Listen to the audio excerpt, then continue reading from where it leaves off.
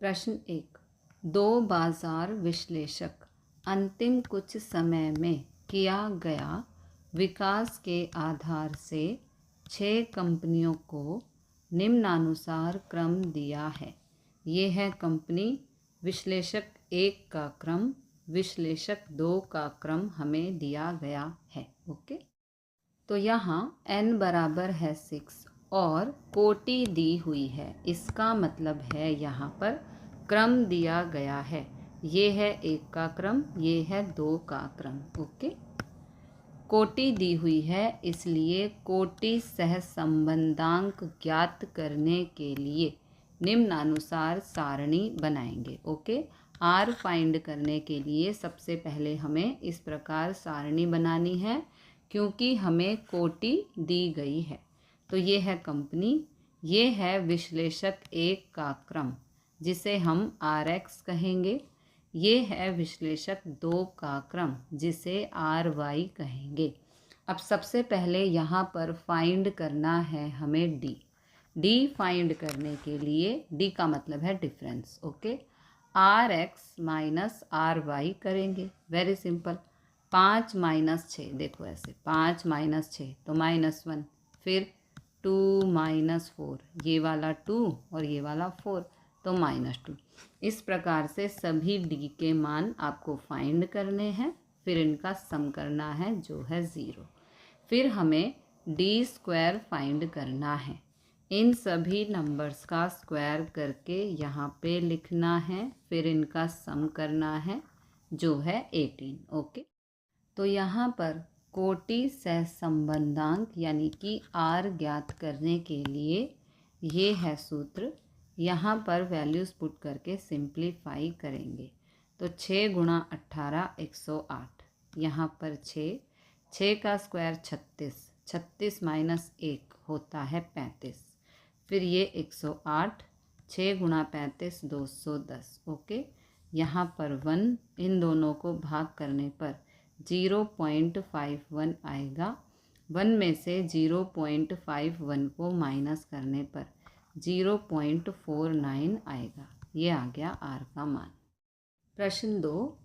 एक न्यायाधीश में दिए गए भिन्न भिन्न 9 गांव को स्वच्छता अभियान और बेटी बचाओ अभियान के लिए किए गए कार्यों के आधार से एक अधिकारी उसे निम्नानुसार क्रमांक देते हैं। ओके, स्वच्छता अभियान का क्रम, बेटी बचाओ अभियान का क्रम।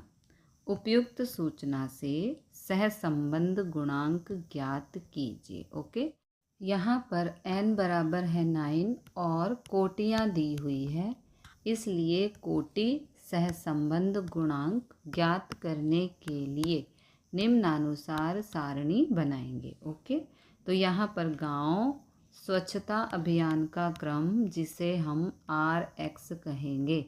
RX का मतलब है रैंक ऑफ X। ओके, और यहाँ पर बेटी बचाओ अभियान का क्रम हमें दिया गया है जिसे हम रैंक ऑफ Y कहेंगे। अब सबसे पहले फाइंड करना है D यानी कि डिफरेंस। ओके, डिफरेंस फाइंड करने के लिए RX माइनस RY करते हैं, यानी कि ये 4 और ये 6 में से 4 गया तो -2। इस प्रकार सभी D के मान आपको फाइंड करने हैं, उसके बाद इनका सम करना है जो है 0। ओके, उसके बाद D² फाइंड करना है। इन सभी नंबर्स का स्क्वायर करके यहाँ पे लिखना है, फिर इनका सम करना है जो है 26। ओके, तो जब हमें कोटि या क्रम दिया हो तो R फाइंड करने के लिए ये सूत्र हमें लगाना है। Now put the values and simplify. Okay, 6 गुणा 26 ये आंसर आएगा। यहाँ पर 9 का square 81, 81 minus 1 is 80। Okay, 9 into 80 is 720। यहाँ पर 1, इन दोनों को भाग करेंगे 0.216 आंसर आएगा। यहाँ पर माइनस करने पर 0.78 आंसर आएगा। ओके, प्रश्न 3। एक राज्य की टाउन प्लानिंग समिति द्वारा किया गया सर्वे पर से निम्नानुसार सूचना प्राप्त होती है। ये है शहर, जनसंख्या, जनसंख्या वृद्धि दर। उपयुक्त सूचना पर से शहर की जनसंख्या और जनसंख्या वृद्धि की दर के बीच क्रमांक सह संबंधांक ज्ञात कीजिए, यानी कि R ज्ञात कीजिए। ओके, यहाँ n बराबर है 5 और संख्यात्मक चर दिया है। संख्यात्मक चर का मतलब है ये हमें संख्याएं दी हैं, यहाँ पर हमें रैंक नहीं दी है। ओके, तो सबसे पहले हमें रैंक फाइंड करनी होगी। ये है शहर, ये है जनसंख्या जिसे हम x कहेंगे। अब इसका हमें रैंक फाइंड करना है। रैंक फाइंड करने का मतलब है जो सबसे बड़ा नंबर है वो 1, उससे छोटा नंबर है वो 2, इससे छोटा है यहाँ पर 18 तो 3, इससे छोटा है यहाँ पर 14 तो 4 और सबसे छोटा है 5। इस प्रकार सबसे पहले हमें रैंक देना होगा। ये हो गया RX। इसी प्रकार जनसंख्या वृद्धि दर यानी कि Y दिया है, इसका हमें रैंक फाइंड करना होगा, यानी कि क्रम। ओके, तो सबसे बड़ा नंबर है 20, उसके लिए 1, 20 से छोटा नंबर है 15, उसके लिए 2, 15 से छोटा नंबर है 13 तो 3, 13 से छोटा नंबर है यहाँ पर 10 तो 4 और सबसे छोटा यानी कि 10 से छोटा है 5 तो उसको 5 रैंक देंगे। ये हो गया RY। अब D फाइंड करना है, यानी कि RX माइनस RY करना है। तो RX है 1, RY है यहाँ 3, तो 3 माइनस 1 माइनस 2। इसी प्रकार सभी D के मान फाइंड करने हैं, फिर इनका सम करना है जो है 0। ओके, फिर हमें D स्क्वायर फाइंड करना है।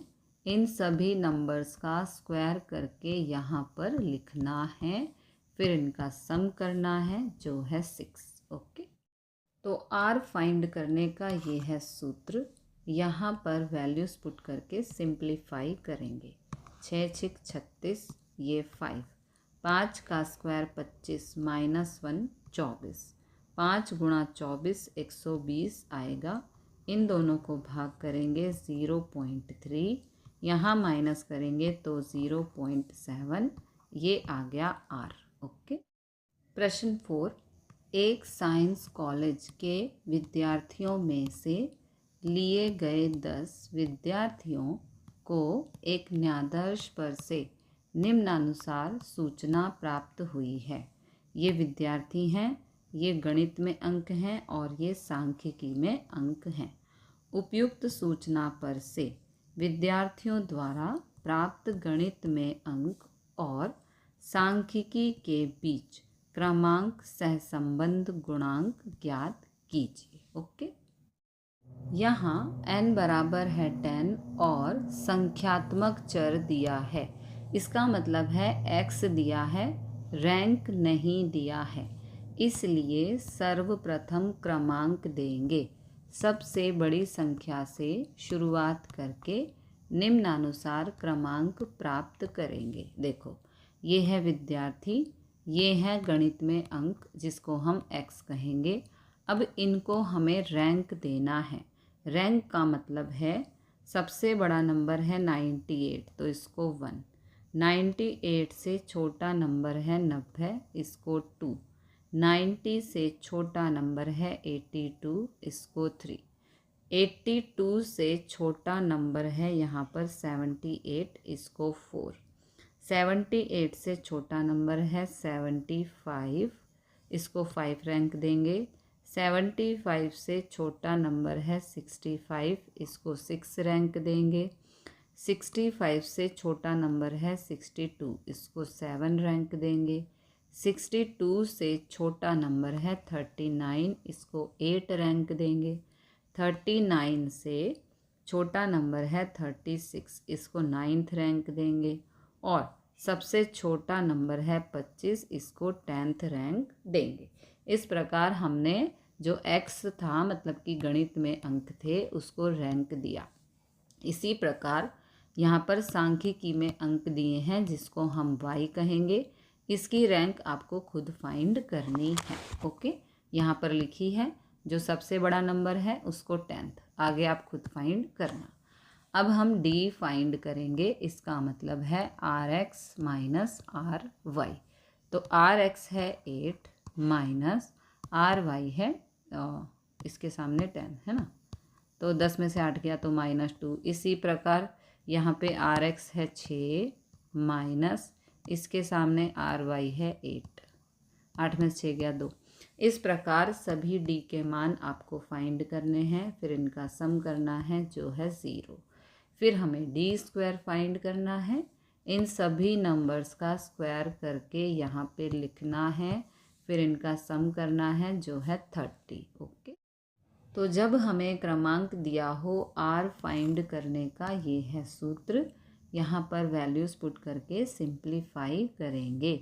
6 गुणा 30 180, यहाँ पर 10, 10 का स्क्वायर इज़ 100, 100 माइनस 1 इज़ 99, यहाँ 180, इन दोनों को गुणा करेंगे 990, इन दोनों को भाग करेंगे 0.18, यहाँ माइनस करेंगे तो 0.82, ये आ गया r। ओके, प्रश्न 5, निम्न दिए पति और पत्नी की ऊंचाई की सूचना पर से उसकी ऊंचाई के बीच का क्रमांक सहसंबंध गुणांक ज्ञात करो। ओके, यहाँ पर n बराबर है 7, पत्नी की ऊंचाई के अवलोकन 154 और 162, ये पत्नी की ऊंचाई है 154 और 162, दोनों 2 बार पुनरावर्तित होती हैं। देखो 154 154, 162 162 है ना, पुनरावर्तित होते हैं ये दोनों नंबर्स। दोनों चर को क्रम देकर, यानी कि x और y को पहले यहाँ पर हम रैंक देकर निम्नानुसार सारणी बनाएंगे। सबसे पहले यहाँ पर जो x है उसको हम क्रम देंगे। ओके, x का क्रम यानी कि r ऑफ x, यहाँ पर सबसे बड़ा नंबर है 191, इसको पहला क्रम। 191 से छोटा नंबर है 185, इसको दूसरा क्रम। 185 से छोटा नंबर है यहाँ पर 163, तीसरा क्रम। 163 से छोटा नंबर है 162, चौथा क्रम। 162 से छोटा नंबर है यहाँ 157, पाँचवा क्रम। 157 से छोटा नंबर है 156, तो छठा क्रम। और सबसे छोटा नंबर है यहाँ 153, इसे सातवां क्रम। अब इसी प्रकार y का क्रम यानी कि पत्नी की ऊंचाई का रैंक हमें फाइंड करना है, तो ये है y। ओके, यहाँ पर सबसे बड़ा नंबर है 170, तो 170 को हम फर्स्ट रैंक देंगे। अब 170 से छोटा नंबर है 162, जो यहाँ पर रिपीट हो रहा है। ठीक है, हमने फर्स्ट रैंक दे दी है, अब हमें दूसरी और तीसरी रैंक देनी है, और 162 2 बार आ रहा है, तो मान लो ये दूसरी रैंक है और ये तीसरी। ओके, जब दोनों नंबर सेम हो तो हम रैंक को एवरेज देते हैं। एवरेज का मतलब है, मान लो ये दूसरा और ये तीसरा, तो दूसरे के लिए 2, तीसरे के लिए 3, और 2 से भाग कर देंगे। ठीक है, दूसरे के लिए 2, तीसरे के लिए 3, प्लस करके 2 से भाग करेंगे। 2 + 3 हो गया 5, 2 से कैंसिल किया 2.5। ओके, तो यहाँ पर दूसरा और तीसरा क्रम के लिए हम लिखेंगे 2.5 और 2.5। इस तरह जब दो नंबर सेम हो तो हम रैंक देते हैं। जब दोनों नंबर सेम हो तो रैंक को एवरेज की तरह सॉल्व करते हैं। ओके, इस प्रकार दूसरी और तीसरी रैंक सेम ही रहेगी। ओके, अब 162 से छोटा नंबर है यहाँ 157, तो इसकी चौथी रैंक हो जाएगी। ओके, 157 से छोटा नंबर है 154। अब 154 यहाँ पर 2 बार आ रहा है। ठीक है, हम चौथी रैंक दे चुके हैं, अब हमें पांचवी और छठी रैंक देनी है। ओके, तो पांचवी और छठी रैंक देने के लिए जब दोनों नंबर सेम हो तो रैंक को एवरेज की तरह सॉल्व करते हैं। पांचवी के लिए 5, छठी के लिए 6, दोनों को प्लस करके 2 से भाग करेंगे। 5 और 6 हो गया 11, 2 से 11 कैंसिल किया 5.5। ओके, तो 154 की 5.5 रैंक और 154 की 5.5 रैंक। मान लो ये पांचवी रैंक हो गई और ये छठी रैंक हो गई। ओके, लास्ट नंबर है 148 जो सबसे छोटा है, इसकी रैंक हो गई 7। तो इस प्रकार हमने y का क्रम यानी कि रैंक ऑफ y फाइंड किया। अब हमें फाइंड करना है d यानी कि rx माइनस ry। ओके, तो 6 माइनस 5.5 करने पर 0.5 आएगा। इस तरह से सभी d आपको फाइंड करने हैं। फिर हमें फाइंड करना है d स्क्वायर यानी कि इन सभी मानों का स्क्वायर करके यहाँ पर लिखना है। ओके, फिर इन सभी नंबरों का सम करना है जो है 4। ओके, यहाँ इन सब का सम है 4। ठीक है, अब क्योंकि यहाँ पर 154 और 162 दोनों 2 बार पुनरावर्तित हो रहे हैं, तो हमें यहाँ पर CF फाइंड करना होगा।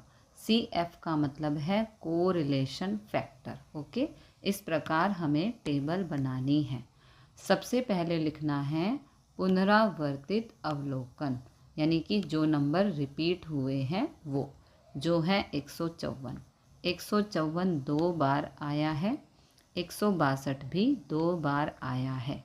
CF फाइंड करने का ये है सूत्र, m³ माइनस m अपॉन में 12। ओके, m का मतलब है जो नंबर जितनी बार रिपीट हुआ है, तो m का मान है यहाँ पर 2, m का मान है 2 अपॉन में 12। इसको हमें इस प्रकार सॉल्व करना है। 2 का क्यूब 8, 8 माइनस 2 इज़ 6, 6 से कैंसिल किया 0.5 आ गया। ओके, अब 162 2 बार रिपीट हुआ है। ओके, तो m का मान हो गया 2, m का मान 2 अपॉन में 12। सेम इसी प्रकार सॉल्व करके 0.5 आंसर आएगा। अब इन दोनों को हमें प्लस करना है, इन दोनों को प्लस करने पर 1 आएगा। CF का मान आ गया 1। ओके, अब हमें R फाइंड करना है। ये है सूत्र, ये सूत्र हम जब लगाएंगे जब यहाँ पर अवलोकन पुनरावर्तित होते हैं। देखो यहाँ सूत्र में CF है ना। अब वैल्यूज़ को पुट करके सिंप्लीफाई कर देंगे, तो यहाँ 1, ये 6, 4 + 1 इज़ 5, ये 7, 7 का स्क्वायर 49, 49 माइनस 1 इज़ 48। इन दोनों को गुणा करने पर 30, 7 गुणा 48 करने पर 336। ओके, तो यहाँ पर 1, इन दोनों को भाग करने पर 0.09 आंसर आएगा। इन दोनों को माइनस करने पर 0.91 आंसर आएगा। ओके, ये आ गया R का मान। अब क्योंकि R बराबर है 0.91, तो यहाँ R का मूल्य 1 के समीप है, इसलिए कहा जाता है कि पति की उम्र और पत्नी की उम्र के बीच की क्रमांक के बीच गहरा धन सहसंबंध है। ओके, प्रश्न 6, एक साक्षात्कार में उम्मीदवारों का परफॉर्मेंस के आधार से 2 साक्षात्कार लेने वाले व्यक्तियों द्वारा उसे निम्नानुसार अंक दिए हैं। दोनों व्यक्ति के मूल्यांकन पर से क्रमांक सहसंबंध गुणांक ज्ञात कीजिए। ओके, यहाँ पर n बराबर है 8। प्रथम व्यक्ति द्वारा दिया गया अंक 28 दो बार पुनरावर्तित होता है। यहाँ पर 28 दो बार आ रहा है, जबकि द्वितीय व्यक्ति द्वारा दिया गया अंक 32, ये 32 तीन बार, 1 2 3 तीन बार पुनरावर्तित होता है। दोनों चरों को क्रमांक देकर निम्नानुसार सारणी बनाएंगे। ओके, तो ये है उम्मीदवार, ये है प्रथम व्यक्ति द्वारा दिया गया अंक जिसको हम x कहेंगे। सबसे पहले हमें रैंक ऑफ x फाइंड करना है। ओके, तो यहाँ पर सबसे बड़ा नंबर है 47, इसको फर्स्ट रैंक देंगे। 47 से छोटा नंबर है 44, इसको सेकंड रैंक देंगे। 44 से छोटा नंबर है 40, इसको थर्ड रैंक देंगे। ओके, 40 से छोटा नंबर है यहाँ पर 35, इसको हम चौथा रैंक देंगे। अब 35 से छोटा नंबर है यहाँ पर 28, है ना। 28 दो बार आ रहा है, तो चौथी रैंक तक हम रैंक दे चुके हैं। तो मान लो इसको पांचवा रैंक देना है और इसको छठा रैंक देना है। ओके, तो जब नंबर रिपीट होते हैं तो रैंक को हम एवरेज की तरह फाइंड करते हैं। पांचवा और छठा रैंक हमें फाइंड करना है, तो पांचवा के लिए 5, छठे के लिए 6, और क्योंकि ये 2 हैं तो 2 से भाग कर देंगे। ओके, 5 और 6 हो गया 11, 2 से भाग किया 5.5। ओके, तो यहाँ पर जो 28 को रैंक मिली 5.5 और यहाँ पर भी 5.5, तो मान लो ये पांचवी रैंक है और ये छठी रैंक है। उसके बाद 28 से छोटा नंबर है यहाँ पर 19, इसको सातवां रैंक देंगे। 19 से छोटा नंबर है यहाँ पर 10, इसको हम आठवां रैंक देंगे। तो ये हो गई रैंक ऑफ x। ओके, अब हमें रैंक ऑफ y फाइंड करना है। तो यहाँ पर सबसे बड़ा नंबर जो है वो है 45, इसको फर्स्ट रैंक देंगे। 45 से छोटा नंबर है यहाँ 41, इसको सेकंड रैंक देंगे। 41 से छोटा नंबर है 38, इसको थर्ड रैंक देंगे। ओके, अब हमें यहाँ पर जो 32 है वो 3 बार रिपीट हो रहा है, तो मान लो इसको चौथी, इसको पांचवी और इसको छठी रैंक देनी है। तो जब नंबर रिपीट होते हों रैंक को एवरेज की तरह फाइंड करते हैं। 4 + 5 + 6, और क्योंकि ये 3 नंबर हैं तो 3 से भाग कर देंगे। ओके, 4 + 5 + 6 होता है 15। 3 से 15 को कैंसिल किया तो आंसर आया 5। इस प्रकार चौथी रैंक 5, पांचवी रैंक 5 और छठी रैंक भी 5। तो इसको हम नाम देंगे चौथी रैंक, ये पांचवी रैंक और ये छठी रैंक। ओके, अब 32 से छोटा नंबर है यहाँ पर 25, तो इसको सेवन्थ रैंक। ठीक है, 25 से छोटा नंबर है यहाँ 24, तो इसको 8th रैंक हम देंगे। ओके, यहाँ पर ये समझना ज़रूरी है कि ये चौथी, पांचवी और छठी रैंक तो है, लेकिन यहाँ पर 5 5 5 ही आएगा, क्योंकि यहाँ कैंसिल करने पर 3 से हमने 15 को कैंसिल किया तो हमारा आंसर आया 5। और ये नंबर भी सभी सेम है, 32 32 32। तो यहाँ पर हमें 5 5 5 ही लिखना है, और इनकी रैंक जो है वो चौथी, पांचवी और छठी है।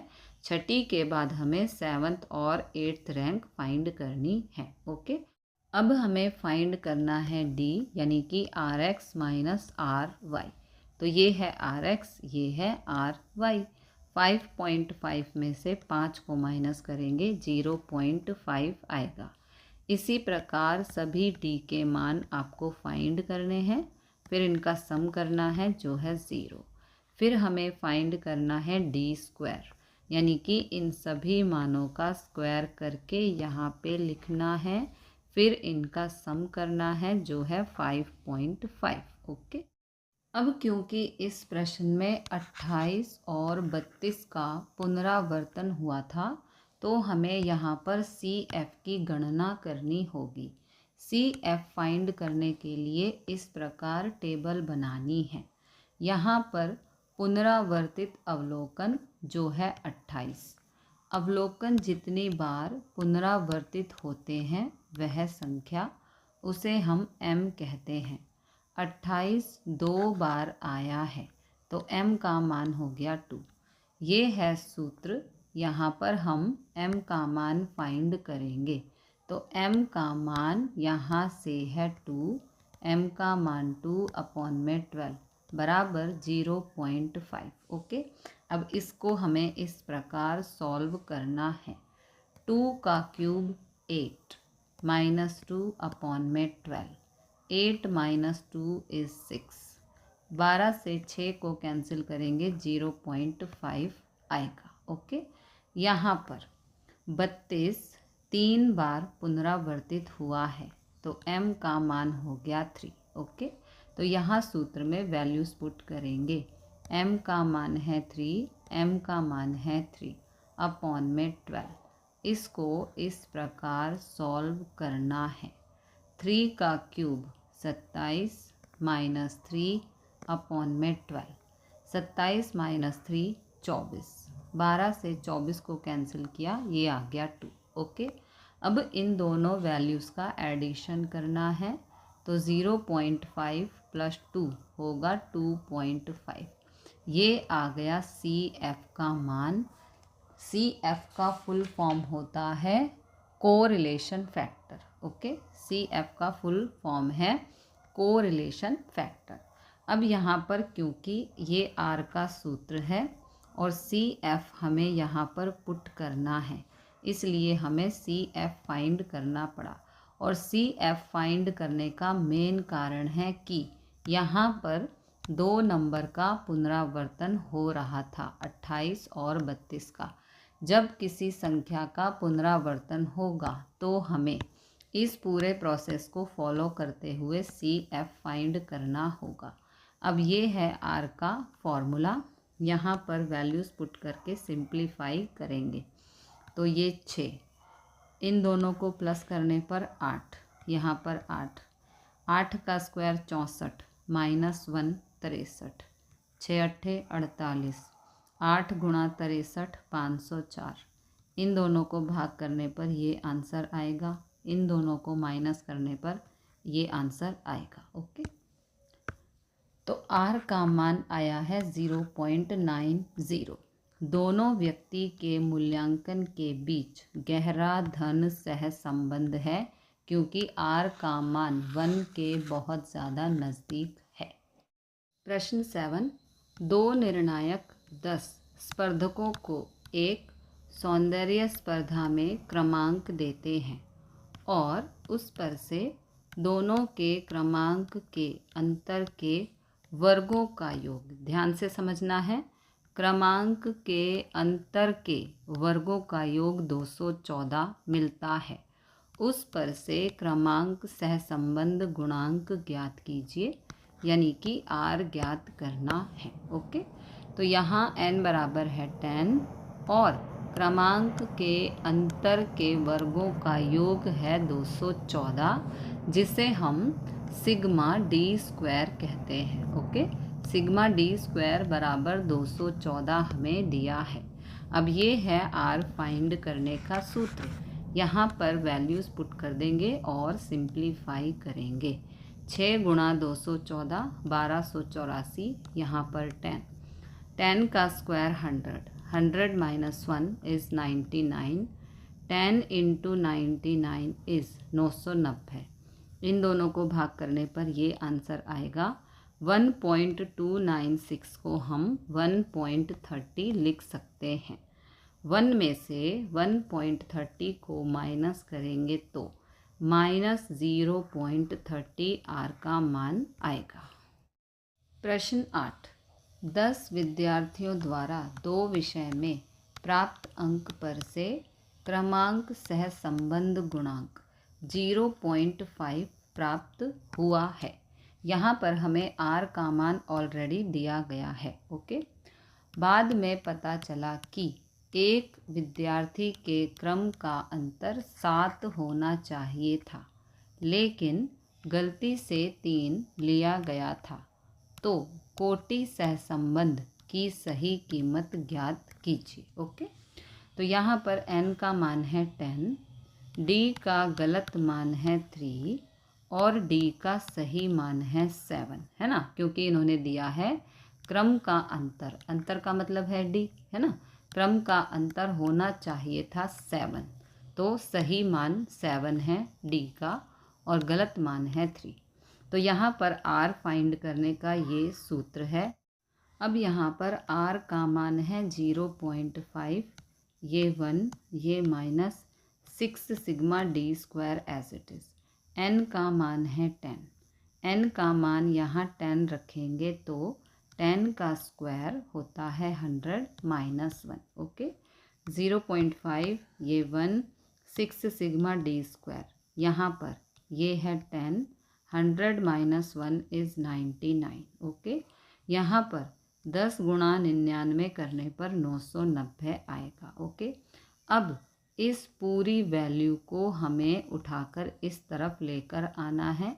यहाँ माइनस में थी, इधर आकर प्लस हो जाएगी, तो ये 0.5 यहाँ प्लस का है, इधर जाकर माइनस होगा। देखो इस प्रकार, यहाँ प्लस का था 0.5, इधर आके माइनस का हो गया, और ये पूरी वैल्यू इधर माइनस में थी, लेकिन जब हमने यहाँ शिफ्ट किया तो प्लस की हो गई। अब इन दोनों को माइनस करेंगे 0.5। ओके, 990 यहाँ भाग में है, इधर आकर गुणा हो जाएगा, 6 यहाँ गुणा में है, इधर आकर भाग होगा। इन दोनों को गुणा करके 6 से भाग करेंगे तो आंसर आएगा 82.5। ये आ गया सिग्मा d स्क्वायर का मान। ओके, तो क्रमांक का अंतर यानी कि d 7 के स्थान पर 3 लिया गया था। सही d था 7 और गलत d था 3। ओके, हमें 7 लेना चाहिए था, लेकिन हमने 3 ले लिया, इसलिए सिग्मा d स्क्वायर की सही कीमत देखो हमने जो फाइंड की है वो है 82.5। उसमें से जो गलत d स्क्वायर है उसको माइनस करेंगे और सही d स्क्वायर को प्लस करेंगे। ओके, तो गलत d स्क्वायर है 3, है ना, इसने कहा है कि 7 के स्थान पर 3 लिया गया था, 7 लेना चाहिए था तो ये सही, और 3 गलती से ले लिया तो ये गलत हो गया। ओके, तो गलत d स्क्वायर हो गया 3, तो 3 का स्क्वायर, और सही d स्क्वायर है 7, तो 7 का स्क्वायर, 3 का स्क्वायर 9, 7 का स्क्वायर 49। यहाँ पर 82.5, यहाँ माइनस किया 40। अब इन दोनों को प्लस करेंगे 122.5 आएगा। ये आ गया सिग्मा d स्क्वायर का बिल्कुल सही मान। अब क्रमांक सहसंबंध गुणांक का मूल्य यानी कि r फाइंड करेंगे। यहाँ पर वैल्यूज पुट करेंगे। अब 6 गुणा 122.5 होता है 735। यहाँ पर 10 का स्क्वायर 100, 100 -1 इज़ 99। ओके, अब ये 735, इन दोनों को गुणा करेंगे 990, इन दोनों को भाग करेंगे 0.74 और इन दोनों को माइनस करने पर 0.26 आंसर आएगा। ये आ गया बिल्कुल सही r का मान।